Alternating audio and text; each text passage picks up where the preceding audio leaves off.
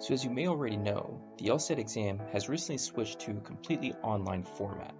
So in this video, we're going to talk about how exactly this online format works. For starters, let's go over the requirements to take this exam. You want a quiet, well-lit room, and you want to make sure that no one else is able to enter the room during the exam. You also want a laptop that is able to run Windows or Mac and has at least 1024 megabytes of RAM. You want a webcam and a microphone, which can either be built into your device or you could also buy them separately. You also want to make sure you have a strong and stable internet connection. And you want to make sure to have Google Chrome or Mozilla web browser. You also want administrative rights on the computer you are using. And of course, it's a good idea to make sure that your device is reliable so that it doesn't shut off during the exam. Now let's talk about how the actual exam works. Technically speaking, you have 5 sections of 35 minutes each. But keep in mind that one of these sections is actually the writing sample, and that can be taken separately from the timed exam. And just keep in mind that with the writing sample, you need to complete it in order to receive a score, and in order for you to be able to submit your score to law schools.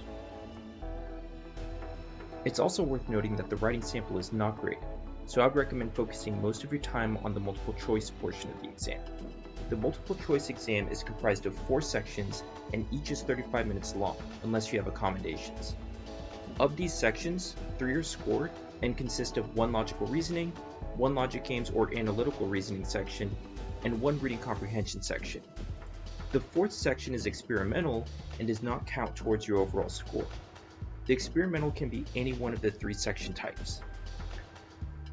The order of the sections is random, so unfortunately, you won't know for sure which section is experimental until you receive your test results.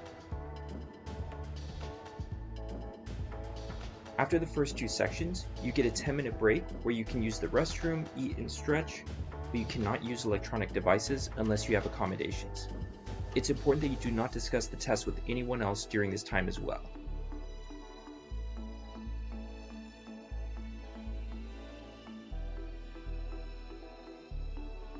The LSAT is scored on a scale of 120 to 180.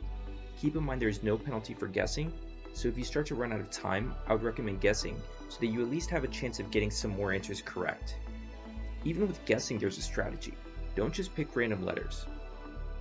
Instead, pick the same answer choice throughout all the remaining questions because statistically speaking, you're more likely to get a question correct that way. It's also worth noting that every question is weighted the same. If your score improves 10 points in logic games, your overall score would improve just as much as it would if you had improved 5 points in logic games and 5 points in logical reasoning. This means it makes sense to focus on questions that are the easiest to improve on first when you are studying. Most people improve more easily in logic games than they do in logical reasoning and in reading comprehension, so if you have trouble with that particular section, I would recommend you focus on that section first. Thank you guys so much for watching. If you enjoyed the video, please like and subscribe. And if you have any comments or questions that you'd like answered in future videos, I'd love to hear from you. So please email me at impetuslsat@gmail.com or leave a comment down below. And also if you're interested in learning more about my services, such as my private tutoring and my logic games course, feel free to visit my website at www.impetuslsat.com. Just so you're aware, I'm currently offering a free trial session and a free consultation for those of you who are interested, so please feel free to reach out to me at any time. Thank you guys, and I'll see you next time.